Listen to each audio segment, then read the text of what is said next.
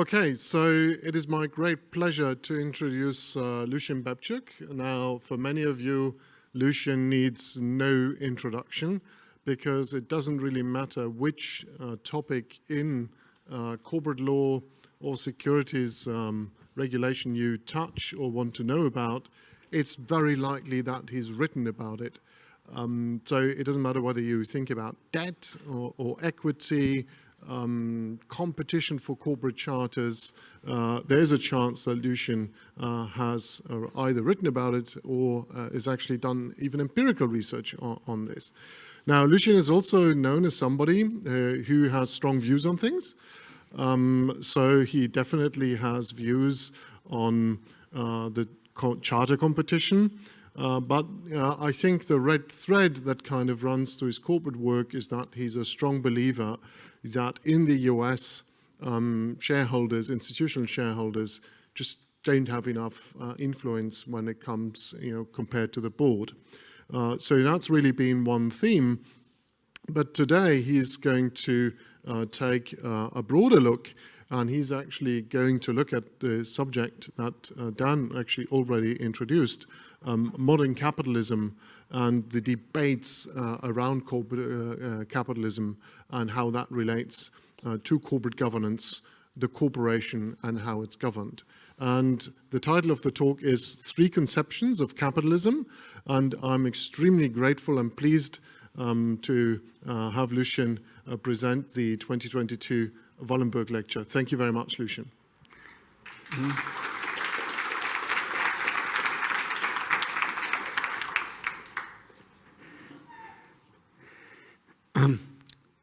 Thanks a lot, Marco, for the kind introduction. I'm delighted to be here. I've been involved with the ECGI for many years. Has been one of the many who benefited from its activities and from its dissemination of knowledge and from its thought leadership in this field. So let me start, and I thought it would be fitting, since the lecture is named after the Wallenberg family, is to start by relating what I'm going to talk about to the Wallenberg family example. It's an inspiring example. I've read some about it before coming to deliver this Wallenberg lecture. You have heard a lot about it from Peter Wallenberg, who heads the key foundation there. So it's an inspiring example of a family that over a long time has been committed to use its wealth to the betterment of society and with a clear impact. The question is, what should we learn from the Wallenberg family example? And one possible inference is that maybe we should advocate and we should hope that business leaders in general follow the Wallenberg example and run businesses much more to the benefit of stakeholders and society than what we have seen in the business world thus far. And when you look at this question, people here can have two different views. One view, one answer would be to quote a well-known presidential candidate in the US, yes, we can. We should just urge corporate leaders until they see the light and they follow this.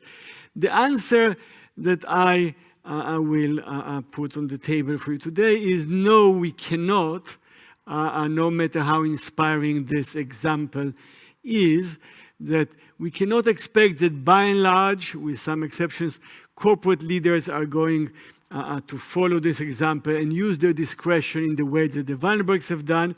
But we should use this inspiring example to think about how to fashion the rules of the game of capitalism. So we do advance this commitment to the benefit of society, even when business leaders themselves cannot be assumed to be driven by the moral and societal commitments that the Wallenbergs have displayed.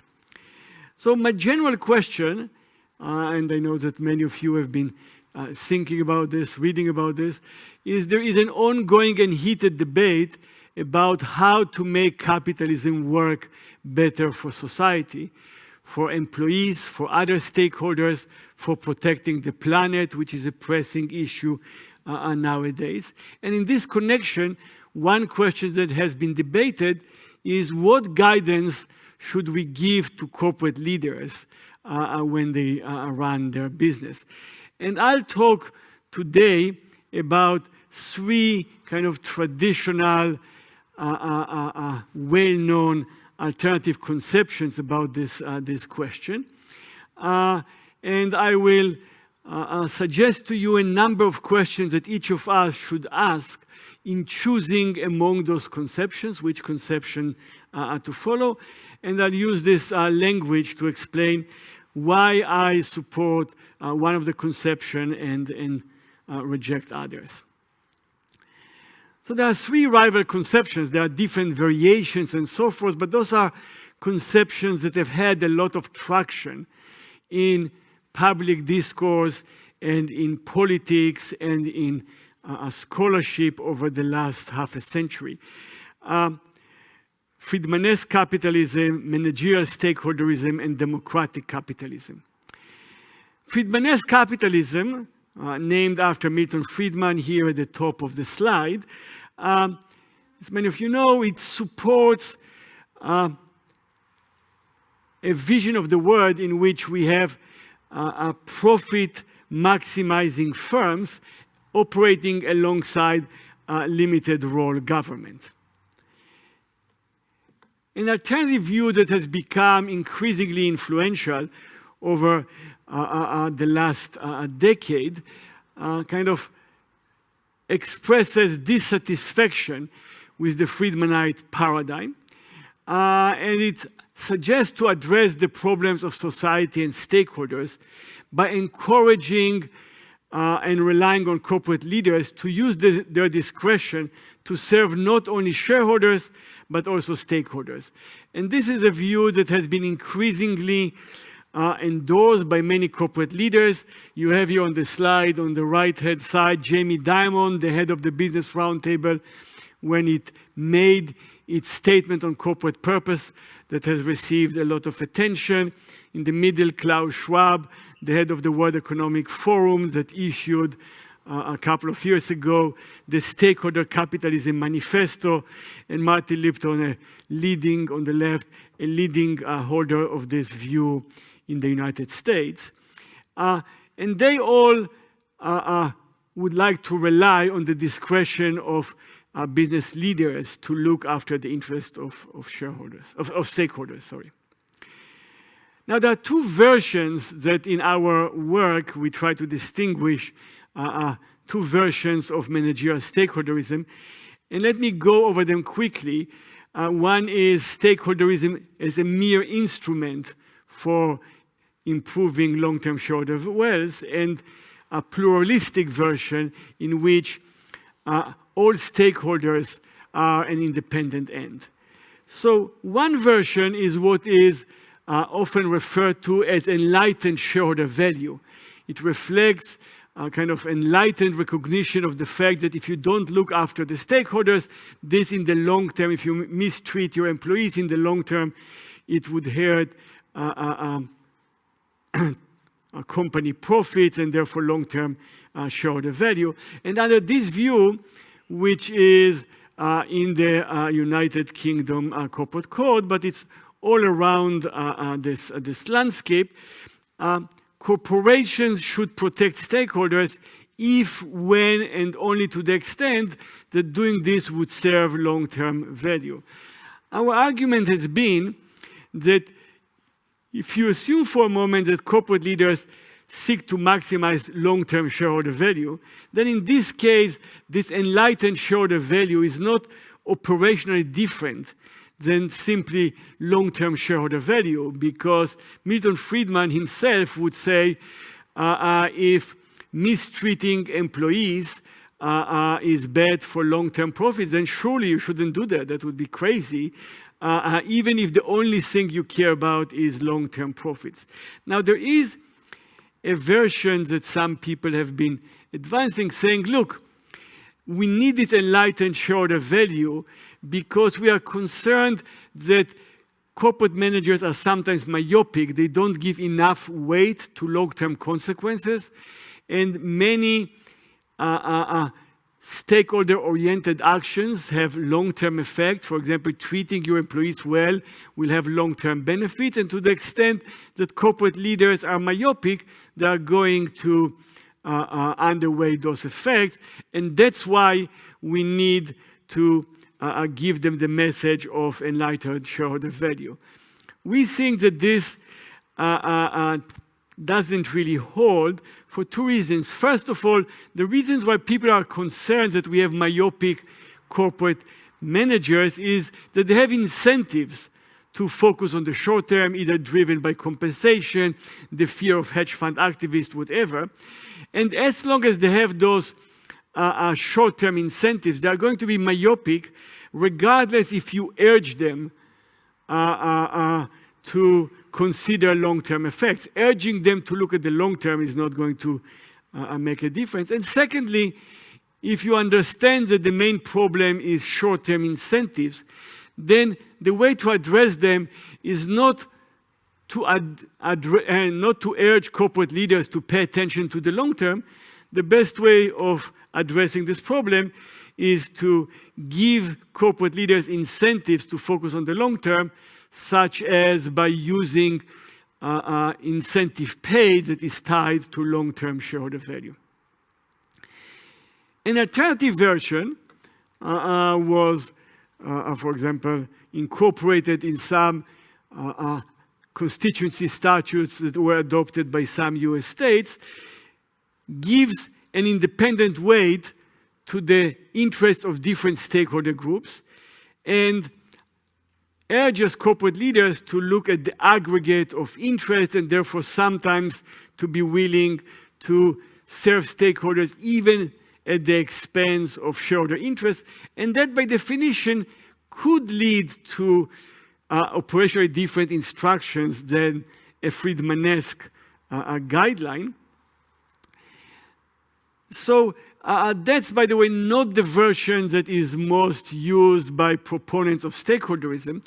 But before moving on, I just wanted to say that whichever version is used, and sometimes it's for political convenience, as long as what you are relying on is discretion of corporate leaders, and as long as you are not going to have their choices second-guessed by courts that would intervene, then in the end you are relying on their discretion, you are leaving this to their discretion, and therefore they presumably could go with either version of stakeholderism, and the key question is how they are going to use their discretion.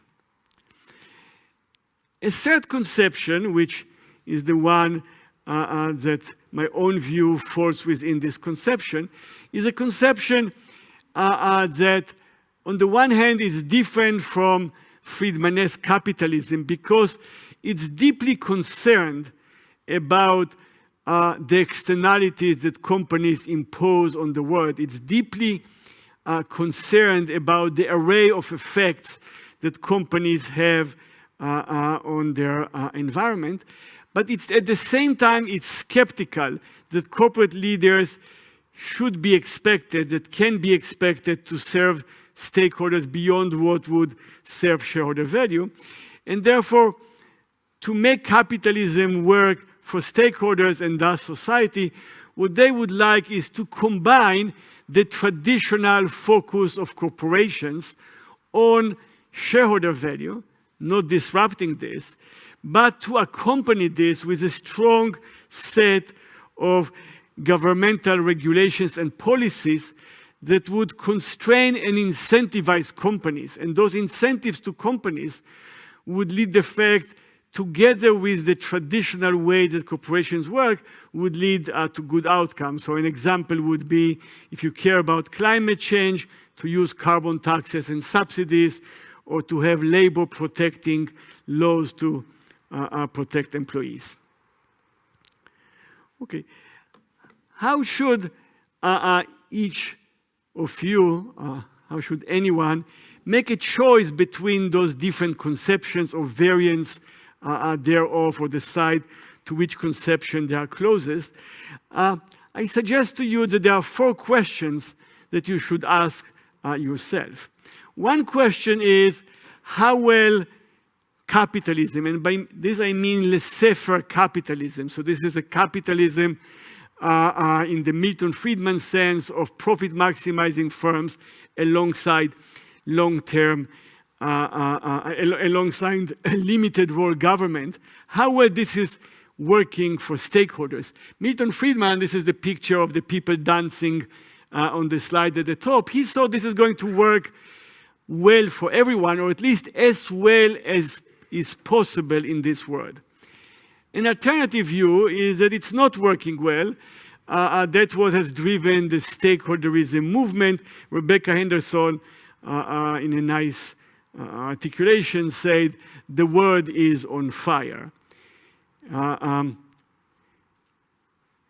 So when you answer this question, obviously there is a continuum of answers, and the more you think that this laissez-faire capitalism works well and we can leave it to operate as is, that drives you toward Friedmanesque capitalism.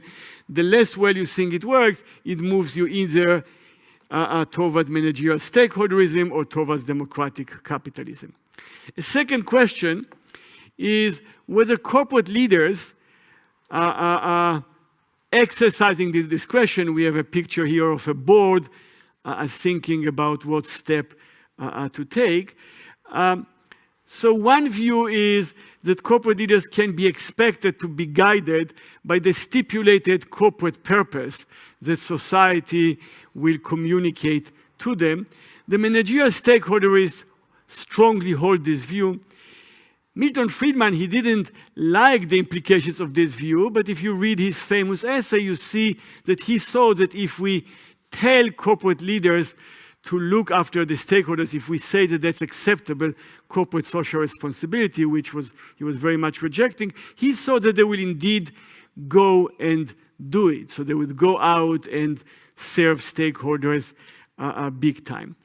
An alternative view that the democratic capitalists subscribe to is that it's not going to happen because of the incentives of corporate leaders. A third question, and again, there is a continuum of answers, and this drives you, where you stand on this question will drive you in one direction towards some conceptions, or in the opposite direction towards other conceptions of capitalism. A third question is whether government interventions are beneficial when they happen and available. Are they at all feasible given political gridlock, lobbying by interest groups, and so forth? Friedmanesque capitalists answer this question by a resounding no. Milton Friedman believed that government interventions are the problem, not the solution to any societal ill. Managerial stakeholders don't take a strong view on this, but if you read the writings, the main motivation they have is they don't really hope that governmental intervention are going to do the job, and therefore they are putting their chips, so to speak, on the discretion of corporate leaders. Democratic capitalists, on the other hand, they think because they're not very hopeful that the discretion of corporate leaders is going to be effective, they think that governmental interventions are indispensable. And again, where you fall on the continuum about this question would move you in the direction of one of the conceptions or another. The fourth key question you might want to ask yourselves is, to what extent is corporate political spending and lobbying detrimental, or perhaps on the other side, beneficial or at least acceptable? So, on the view of Milton Friedman, corporate politicking is beneficial. It's actually a necessary counterweight to the desire of bureaucrats to expand their turf and intervene wherever possible, and therefore we need the corporate countervailing force. Managerial stakeholders don't have a strong view about this. They don't focus on this issue, but they take corporate politicking as given, and this premise that it's given also is part of the motivation why they want corporate leaders to step in and help. On the other hand, democratic capitalists think that what we need is for the democratic process to provide adequate constraints on the operations of companies, and therefore it's very important to limit the ability of corporations to impede governmental interventions. And again, where you stand on this would lead you in one direction or another. Some implications. So one is there is now a lot of debate on the business roundtable statement on corporate purpose, about the Davos Manifesto and so forth. And usually when you read the literature or you read the media coverage of this, it often seems to conflate all the critics, all those who do not accept managerial stakeholderism in one group. And they think about all of them as people who are committed to shareholder primacy because they are not stakeholderists. But I think that's a big mistake because those two positions, even though they are similar in that they don't want to urge corporate leaders to and to rely on them to serve stakeholders, they are fundamentally different. As I just described, to put it together, they have at least 4 drastic differences. Friedmanesque capitalists and democratic capitalists start from very different premises as to the outcomes of laissez-faire capitalism. Democratic capitalists think about this as very worrisome. Friedmanesque capitalists think that this is the best of all possible worlds. And they very much differ in the role they would like governmental interventions to play. They very much differ in what they think is the necessary role of regulation on corporate politicking.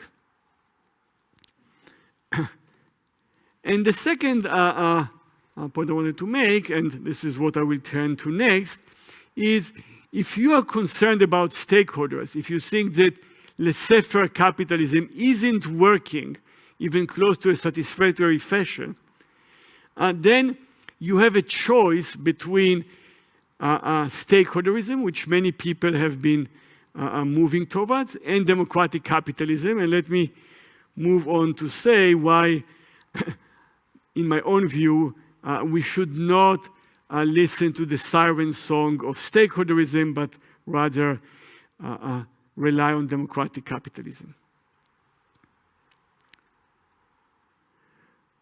Okay, so let me turn to explain why, based on my work, why I support democratic capitalism and reject managerial stakeholderism.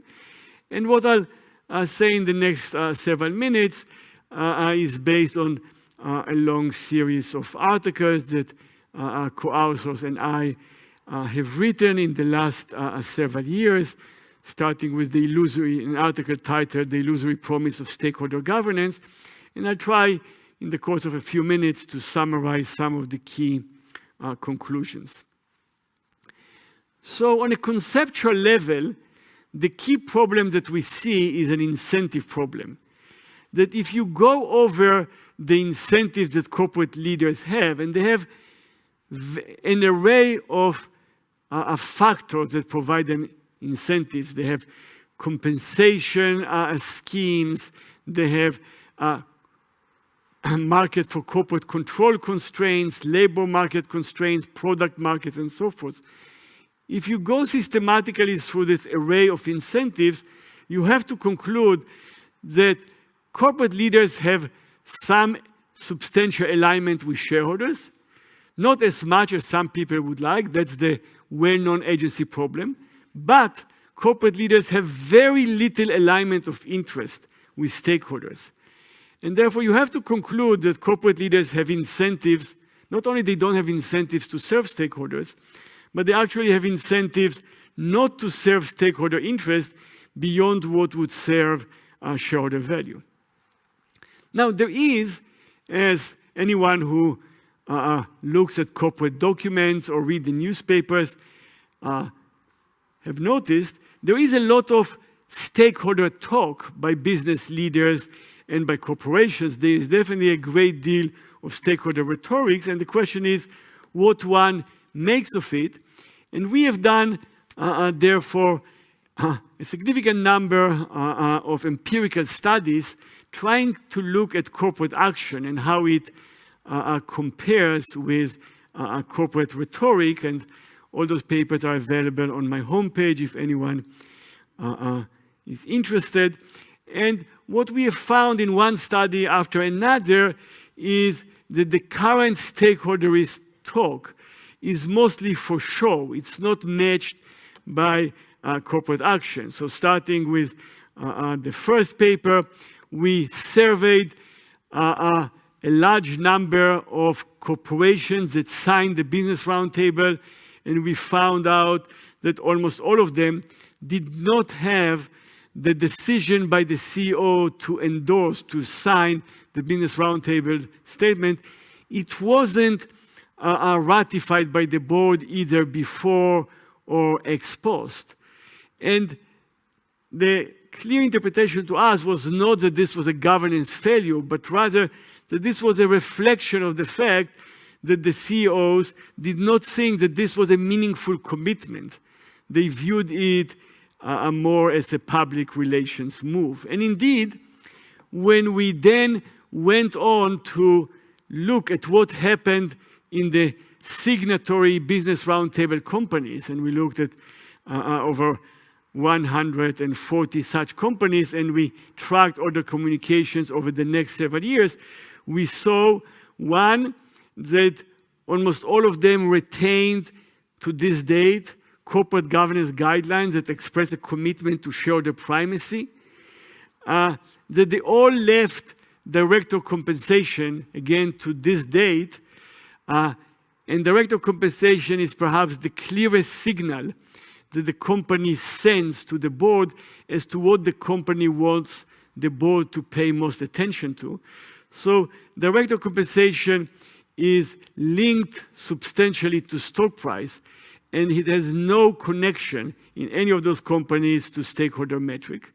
And lastly, a large number of companies are responding to shareholder proposals to get report about what were the consequences of their endorsing the Business Roundtable statement, kind of took the view that they don't need to file such reports because the Business Roundtable statement didn't require them to make any changes beyond what they have been doing in the past.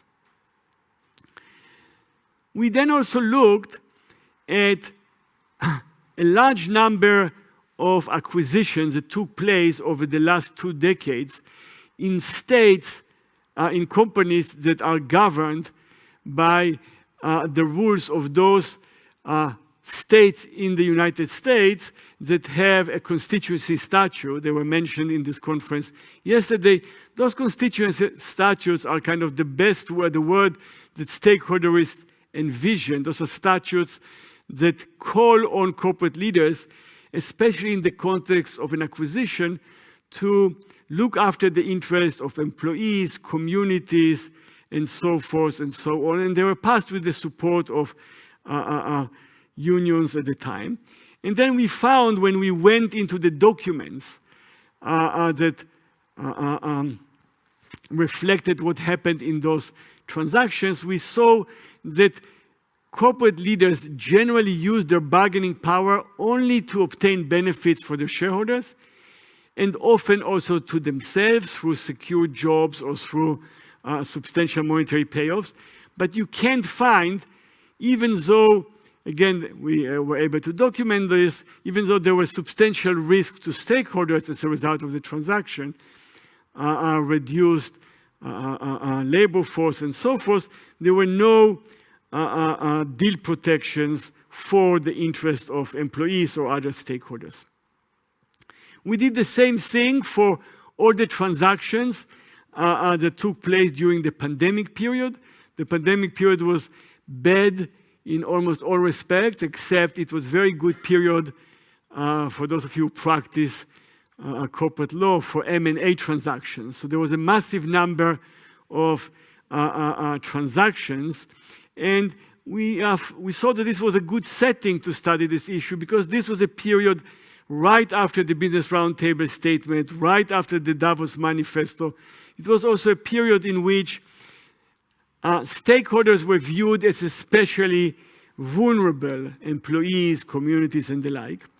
So again, we went into the documents and we found that in this very large number of transactions with an aggregate value close to $1 trillion, corporate leaders generally did not negotiate for any material protections for any group of stakeholders, but rather focused on shareholder interest and the interest of private managers.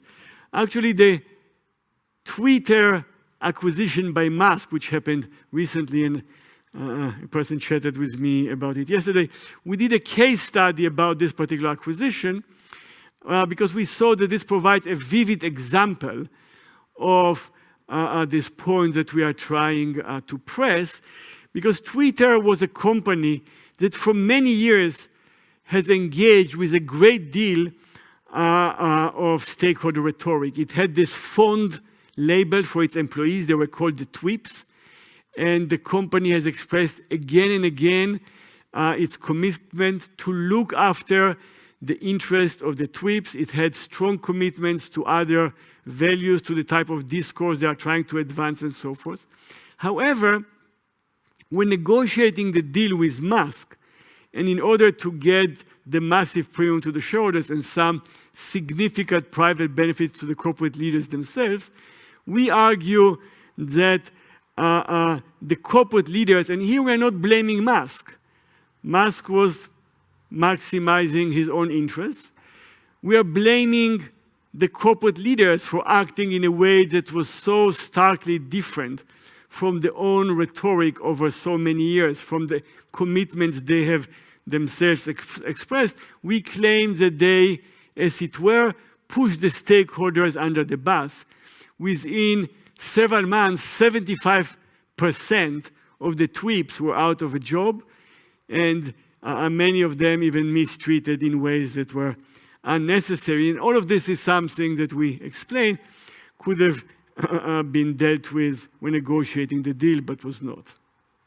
Now, some of you might say, maybe the positive effects are not that large, maybe just the beginning, it will get better, but certainly stakeholderism cannot hurt. And our view, and that's a point that we press strongly, our view is that embracing stakeholderism can indeed hurt and can be counterproductive from the perspective of society and the very stakeholders that many of the stakeholderists would like to protect. And there are two main ways in which embracing stakeholderism can hurt. One is by making corporate leaders less accountable to shareholders or to anyone else, because stakeholders push for giving and relying on expanded discretion of corporate leaders. And managements all over the world have been using the stakeholderist argument to try to get more deference from institutional investors, less support from institutional investors to hedge fund activists and so forth. So the argument is we need to have some space we need to get some deference so you can let us operate without intervention for the long term to the benefit of society. And indeed, there is some evidence that some of the business leaders who have been pushing for stakeholderism and endorsing it have been partly motivated by the hope of getting this substantial difference from institutional investors. In our view, kind of embracing stakeholderism, which means making corporate leaders less accountable to shareholders, but really not accountable to anyone else, is not going to benefit stakeholders, not going to benefit shareholders. It's only beneficial, or at least largely beneficial, for the private interest of managers, but not for others. And the other adverse effect is that kind of the spreading beliefs that we can count on corporate leaders to look after the interest of stakeholders is kind of shifting energy from the real action, from trying to press governments to take action that protect stakeholders, and maybe trying to press companies to stop intervening in politics, and channeling this energy to a lot of activism that is trying to go after companies and try to nudge them in one way or another to make commitments that, according to our studies, do not turn out to be meaningful. So if you take the example of climate change, which I know is probably in the minds of many of you, all the effort that we have to get companies to express commitment to reduction of carbon emissions by 2050, which would be decades after the CEOs who expressed those commitments would be out of office. Channeling all this energy in that direction is not going to move the needle. It can just have two adverse effects. One effect that people might feel on the margin less urgency about the situation. They might think private ordering is coming to the rescue and we can count on it, or at least let's wait a decade and see how well it worked. And it gives some argument for the private sector towards regulators that they don't need to intervene because private ordering will take care of things. Now, I also have in the paper, but I'll stop here because I would like to take some questions. There are now also around some versions of stakeholderism that are not managerial. I call them non-managerial because they try not to rely as much on the discretion of corporate leaders, but still what they share with stakeholderism is to try to work with the corporate governance instruments to try to rewire, so to speak, the internal corporate governance processes.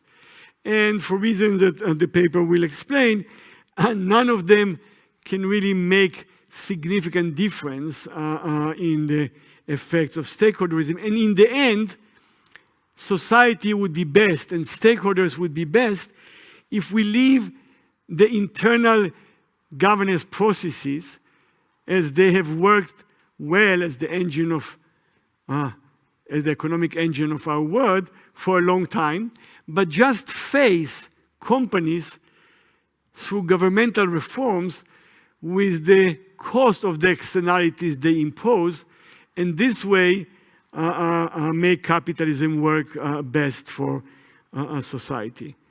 So I have some slides about this, but I'll stop here and answer some questions.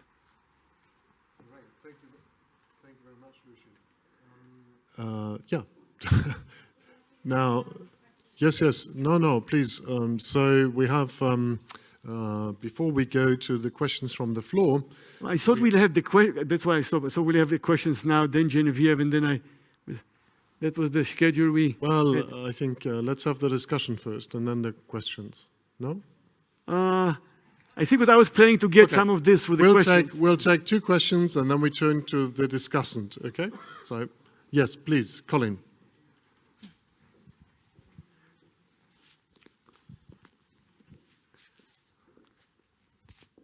Lucian, thank you very much for a very interesting and stimulating talk. I've just got 2 questions for you. Martin Wolf has recently published a book called The Crisis in Democratic Capitalism. I just wonder what your views are about what happens if democracy isn't functioning, and not just responding, well, that's a matter of fixing democracy, because clearly we do have something of a crisis in democratic capitalism, which some people associate with the capitalist system itself. And the second question is, I'd be interested in your views as to why you think that the Wallenberg Foundation has worked so well through 5 generations of family members, and why some of the most successful companies, at least in Europe, if not the world, are currently foundation-owned firms in this particular country. Okay, so there is a lot in this question. Let me try to respond quickly. On the first question, I share the view that there are problems with democratic capitalism. Indeed, concerns about it probably motivated some of the people who believe now in stakeholderism to try to look for this solution, which I think it's too easy. Now, there are 2 reasons that people give for the crisis. One, and in your writing, you talk about the fact that you have a lot of corporate politicking, and that there is, and this lobbying by interest group politics would prevent those corporate governmental reforms. I think actually that this by itself is kind of a tension in the view of stakeholderists. Why? Because on the one hand, it blames corporate leaders for preventing rules and regulations that would prevent the protection of stakeholders. Let's take the example of preventing carbon emissions. On the other hand, it's looking to them to do those protections at their own discretion. But if they didn't want to do carbon emissions, they presumably wouldn't be lobbying in the first place to block those regulations. So my perspective would be that people in the and people with my perspective should put their chips on trying to limit as much as possible the ability of companies to intervene in politics, rather than trying corporate leaders to use their discretion to do good. And then the last comment on this is that if democratic capitalism is going to fail, then, and my view is that there are hopes, because it's not the glass is full, the glass is half empty, so there are some hopes that things are happening.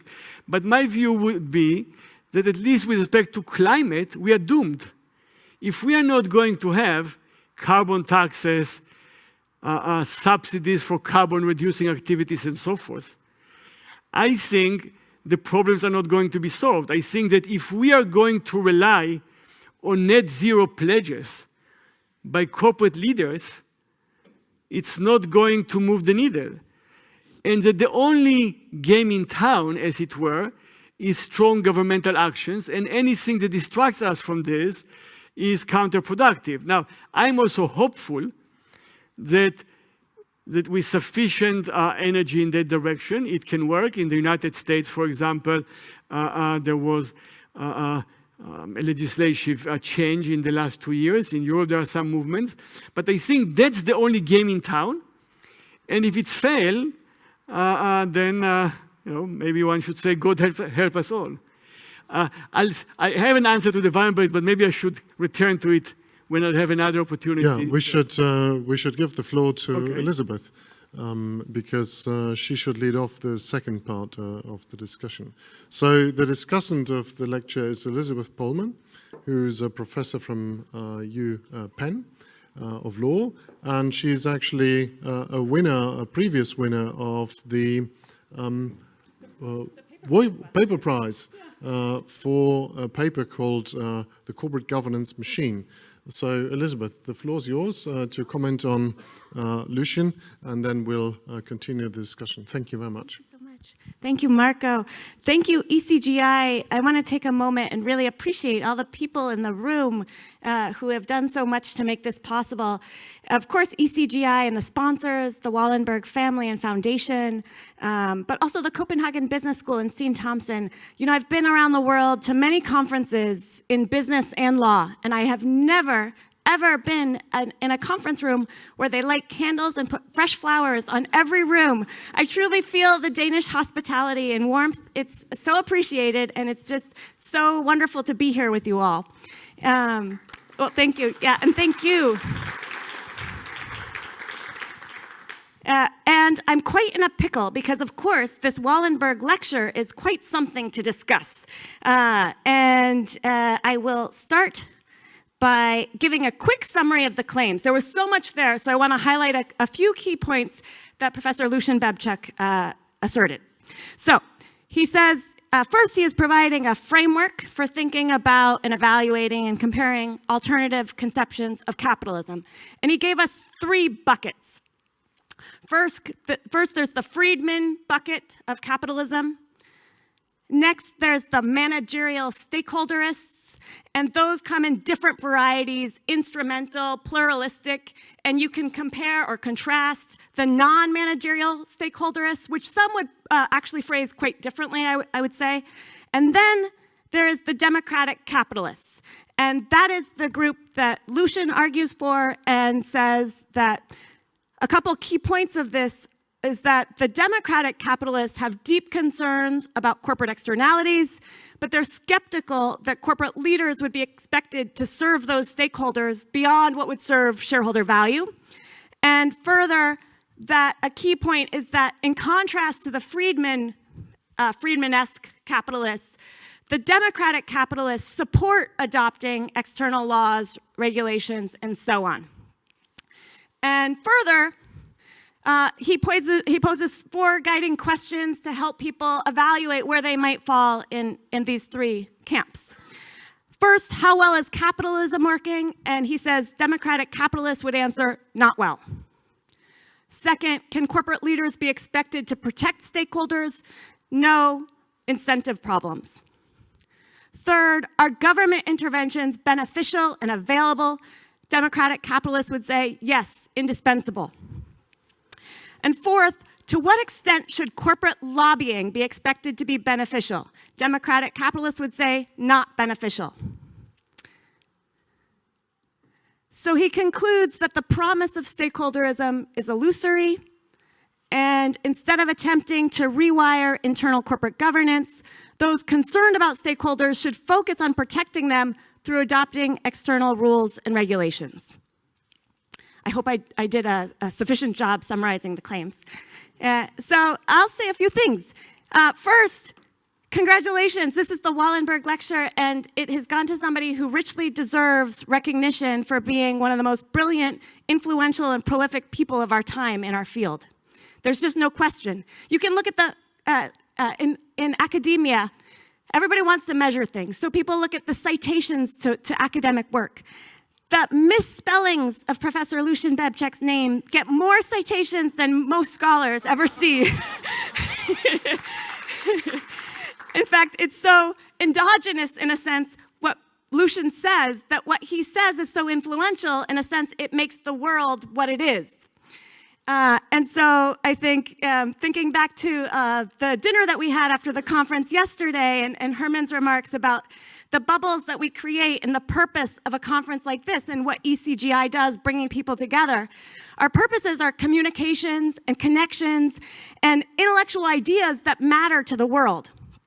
And I think this lecture is truly central to so many of the current topics that are of great concern and are a source of connection amongst us all, whether we agree, whether we push, that's the project of what we do. And so, I think the best way to pay respect beyond giving the congratulations that are so richly due is to also engage. And so I'll engage in 3 areas or topics. First, around this categorization of the theories and views. Second, puzzling through some complexities of Lucian's argument. And third, exploring the difference between a positive or descriptive account of the world versus a normative argument, and future challenges, especially for those who care about stakeholders. So first, on the categorizing theories and views. Well, I wonder what the stakeholderists themselves would say about these 4 questions, because it struck me in reading them that on the 3rd and 4th question, I actually think it may be that they are more in agreement than it appears. Because if you were to ask stakeholderists whether government interventions are beneficial and available, it seems to me that they would generally say yes, which is what democratic capitalists would say. Stakeholderists tend to say there are problems and gridlock with government, but they want regulation as well as pursuit of stakeholder interests. And further, if you ask stakeholderists whether corporate lobbying is expected to be beneficial, many of them have also written and done research against corporate politicking and trying to set limits on it. So I actually think this is an interesting possibility, but Professor Bebchuk might be closer to the stakeholderists than we think, I suppose, on those questions. But keep in mind there were a couple other questions where they truly do differ. So the next topic that I was thinking of under this category is whether the framework that he's putting out is different than some of the other academic attempts we've seen. We've been in a period of time in which academics have been generating numerous papers that try to make sense of the world. And some of them, the notable ones, are done by other ECGI research members. And they've been slicing it different ways, calling different things by different names, and they've been drawing the line in different places. And I wonder if that matters. Maybe it doesn't. Maybe they're all talking about versions of the same thing. But the way you do draw the line and the way you call things draws more attention to some things than others, probably. But I'm very curious to know what Professor Bebchuk thinks about that, how his work compares to some others. So for example, some other authors have put out shareholderism versus 3 different types of welfareism, portfolio shareholders, direct social, etc. Some have pointed out that this non-managerial stakeholderism is really shareholderism, but in pursuit of other values, and they may focus on various other topics within that.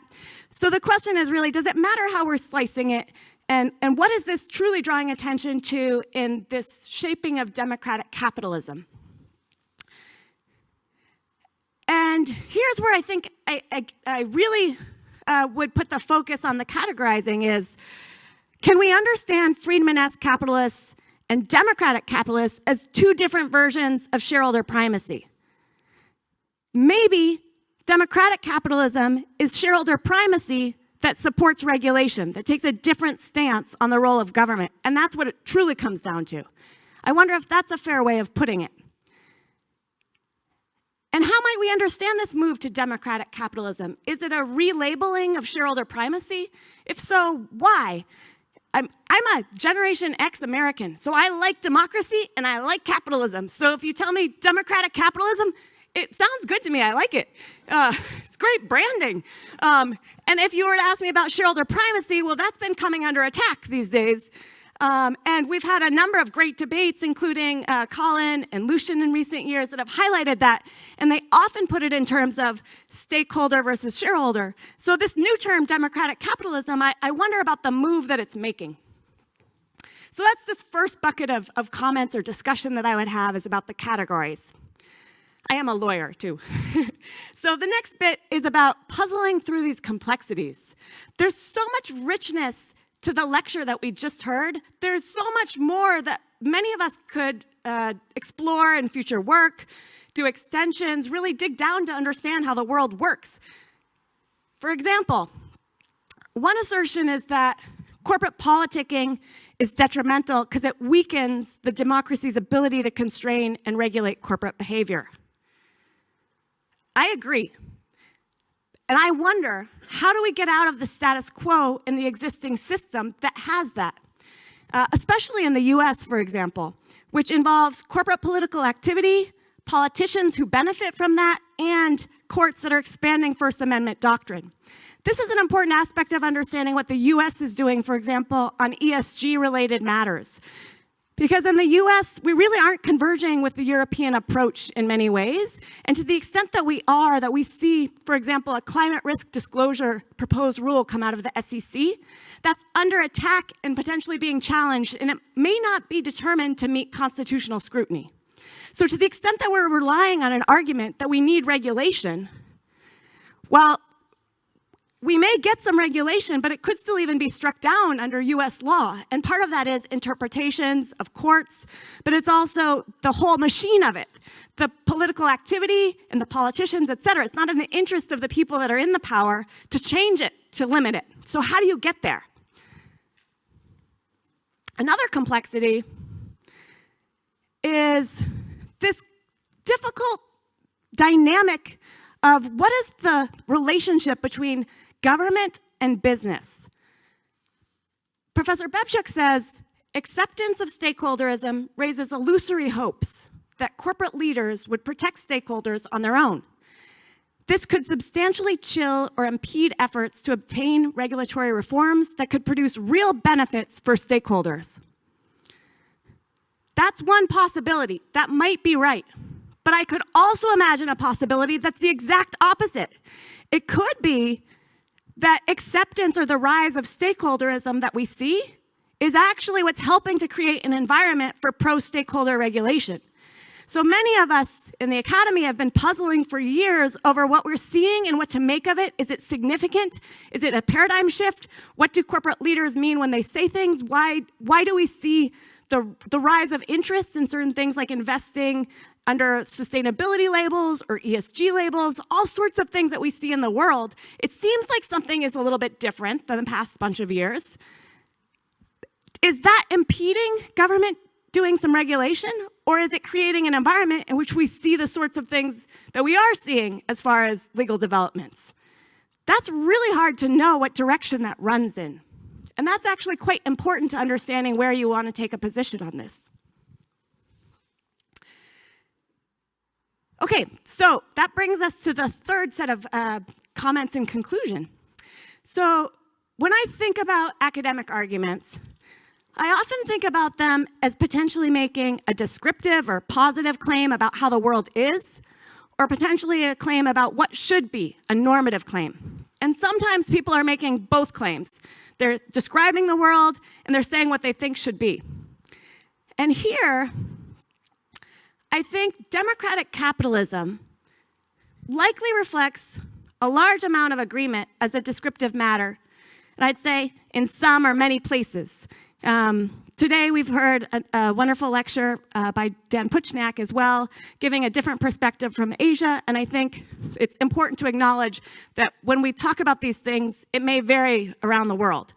But at least we could understand from US, perhaps UK, maybe Australia, and some other places, many people would agree as a descriptive matter that we do have a shareholder-oriented system.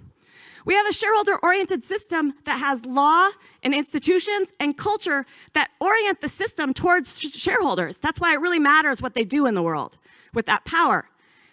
And that raises deep concerns about corporate externalities and the ability of corporate leaders to serve those stakeholders beyond what would serve shareholder value. I think many of us agree that's a descriptive account that is largely correct, at least in many places in the world, and that we need external laws to address corporate externalities. But is democratic capitalism also the best normative view? That is a different question, and one that Professor Bebchuk has tried to convince you would be the right direction to go in. And that one, I think, is much more up for debate. And for the stakeholderists and others who think, well, we don't want a status quo world. of what's effectively a version of shareholder primacy that has led to a number of corporate externalities that we do need regulation for, but we could imagine a different world. But shareholder primacy is elegant and sticky, and the shareholderists truly haven't come up with a model that is nearly so elegant and sticky. And that's been one of the challenges for decades, that when you try to think about the world descriptively and normatively, shareholder primacy fits quite well what you see many times in many places. And it's hard to come up with an elegant, sticky model for doing it differently because it requires reimagining the world in all sorts of ways. And these attempts to rewire corporate governance are incremental versions of that, but not the version that's the best potential contender that we haven't seen yet, really. And so that's why I admire those like Luigi Zingales and Oliver Hart and some others that are cited in Lucian Bebchuk's work, because they're attempting to do a version of that. And I agree that there is a challenge for them, which is how do you get to a paradigm shift? Because of all of the status quo of the world and the stickiness of what we have, it truly would require something significant to get to a different version. And people will disagree whether we're on the path to that or not, I think. But that's one of the important questions that this really thought-provoking work poses. It poses a challenge to stakeholders to do better, to come up with a way of thinking that would be better than democratic capitalism. So, in conclusion, democratic capitalism, as set forth by Professor Lucian Bebchuk, one of the most notable scholars of our time in business law, is truly the culmination of an extraordinary body of work that gives so much food for thought. This is where we had dinner last night. It was in the same building. It truly was lovely. And I would say there's a few areas that I think could be areas for extension or further exploration in thinking about this. How we categorize these theories and views, if that matters, how we understand the move towards democratic capitalism, puzzling through complexities like how to deal with a political system and how to make change with that, and what the dynamic is between business and regulation, and exploring the positive versus normative accounts and the future challenges for stakeholders and others who want to do something different than what we have in the world today. I want to end by congratulating again Professor Bebchuk on this Wallenberg lecture, and thank you all for the opportunity to engage with this important work. Thank you.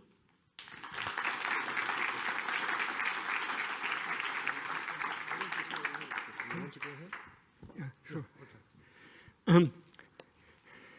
Thanks a lot, Elizabeth, for this very kind, not fully deserved words. I was delighted to see that Elizabeth could summarize beautifully in 3 slides what it took me 40 minutes to explain. I'm not sure as well. Let me, before I'll answer questions, there was a lot in this discussion, and I think I wrote some notes, and I would like to address various comments because I think that would enable kind of clarification of the issues and the disagreement. So Elizabeth started by talking about how do you categorize, and she indeed, and she referred to a number of scholarly articles that offer different categorizations, and I put a number of those versions aside. My choice was to look at the 3 conceptions, and one can span many more variations, but that my sense is they've had most traction in the real world. So in the academic world, people have rightly distinguished kind of other versions, but not versions that I've seen get a lot of traction in the world in terms of organizations, business leaders, others claiming that that's what they are doing. Second comment that Elizabeth made was kind of wondering whether stakeholderists and what I call democratic capitalists are indeed as different from each other as I was suggesting. And, you know, when you describe things, you describe kind of different conceptions, and sometimes it's a matter of degree. But let me say why I think there are practically very substantial differences. So first of all, Elizabeth says there are many stakeholders who also support regulations. And I think it's true, even especially so for academics who are stakeholders, who are saying, you know, this, but we also support regulations. If you look at corporate leaders, actually, many of them have been explicit about saying that they think about stakeholderism as a way to prevent regulations. Indeed, if you read the articles about how the Business Roundtable statement came about, the leaders have been very explicit about saying we met, we saw the waves of populism, we saw everything that is happening about the world, and we said unless we do something, they are going to come with the pitchforks. The regulators are going to come out and roll regulations on us, so we have to do something. If you look at a famous memo that Martin Lipton circulated following the Business Roundtable, he was saying, look, it's either this or the Elizabeth Warren bill. And for those of you who don't know what the Elizabeth Warren, it's something that Martin Lipton thought was very bad legislation. But so they have been very explicit. Secondly, with respect to others who did not take a position that regulation is bad, I think it's a question of where do you put the chips? So for example, there is a significant number of organizations all over the world who are spending massive amounts of energy on trying to engage with corporations to get them on some margin or another to take some steps towards more disclosure, some reports, some actions here and there. They are not saying we are against regulation. They would say regulation is great, but we are trying to get from this margin. And my message to them is that's not where you should be putting your energy. That is going to produce very little benefit for what you are trying to do. Same thing about politicking. Elizabeth said many of the people that support stakeholders might also support limits on corporate political spending. And I would say to that, again, it's a question of emphasis. So the institutional investors, I think an important thing that they should do is to put the weight, and they have substantial weight, on forcing companies to engage less in political spending and less in lobbying. Right now, the institutional investors are putting a lot of energy, a lot of people working on this, on ESG stewardship that is, again, aimed at things like committees on the subject, more reports on the subject, more disclosure on the subject, more soft pledges with respect to this. And I think that all of this combined would have much less effect than if they put their weight on a principle that is, or a demand that is much easier to enforce and supervise, which is that companies should stop political spending and expenses on lobbying, especially in areas like climate. So think about the massive energy that institutional investors are spending to get a bit more disclosure on climate.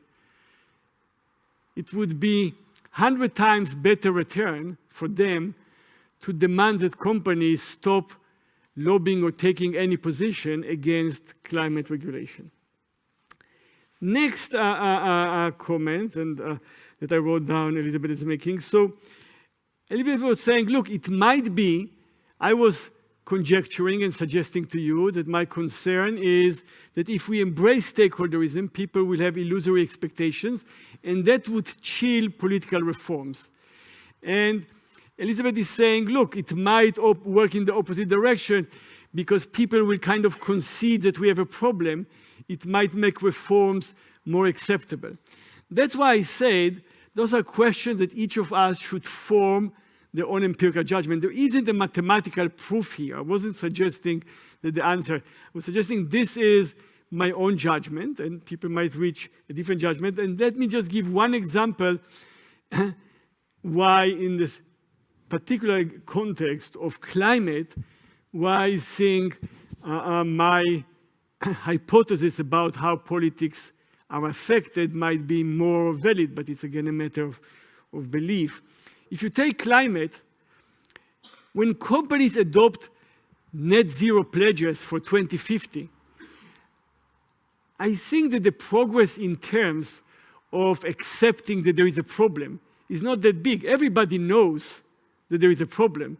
There are massive numbers of United Nations reports. There are few people who are denying that there is a problem, or some people who are denying there is a problem, but that's not the real constraint.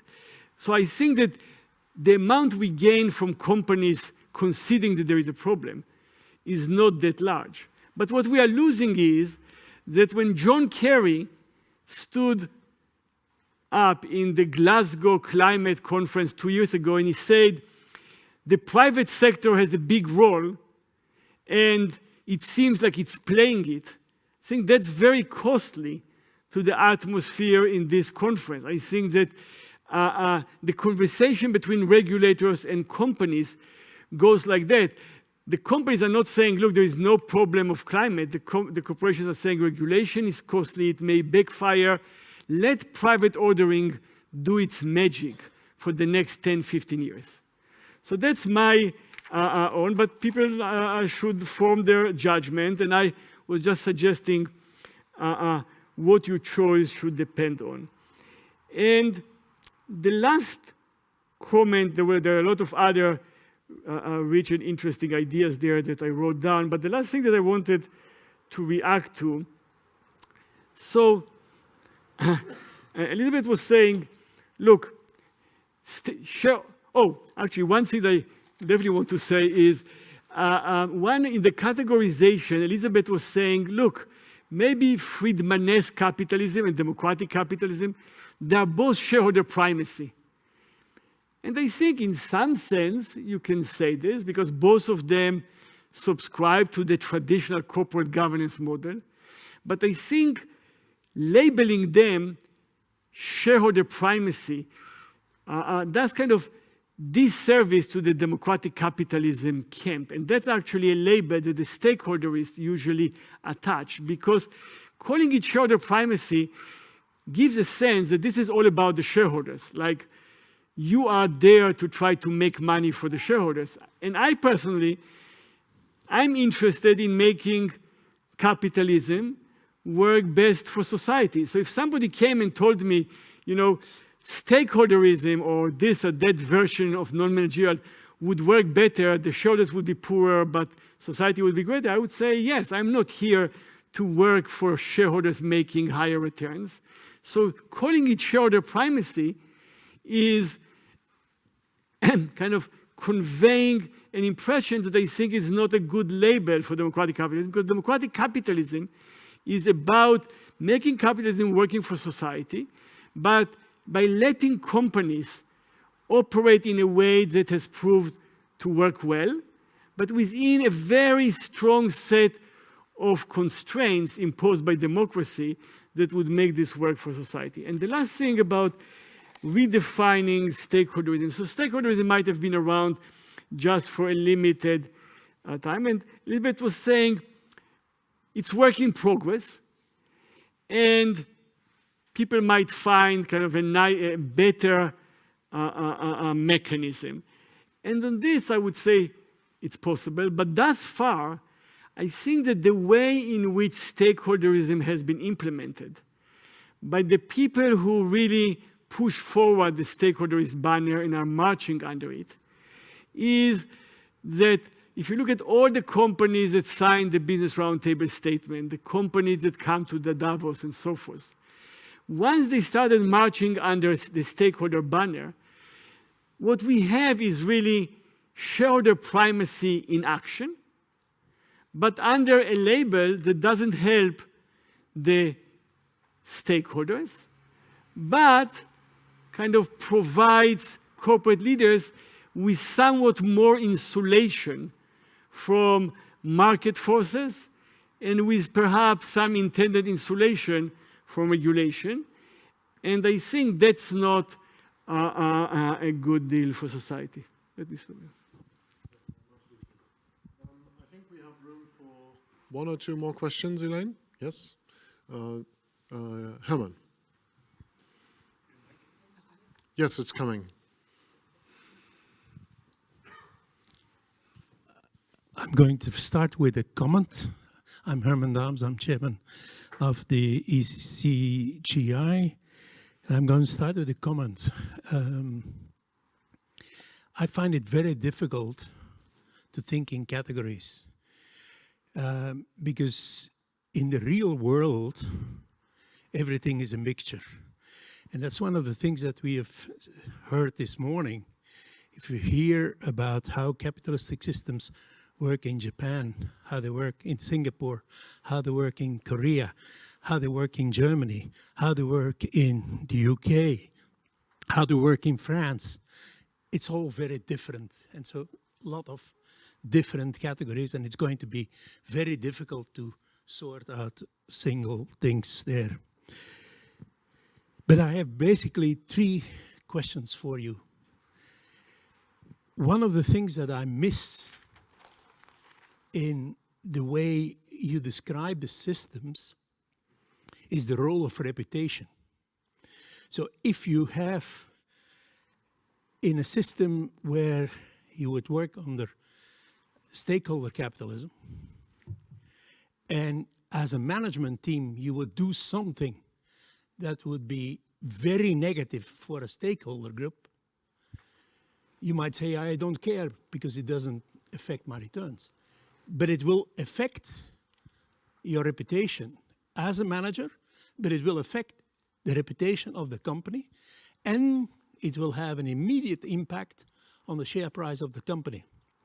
So the reputation effect should be somewhere in this whole model because it influences very importantly the performance of the system.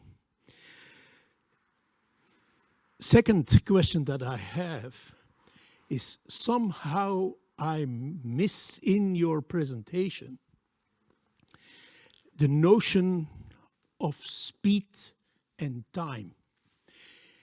If there is a problem, it can be a climate problem, it can be an environmental problem, it can be a problem of workers being exploited.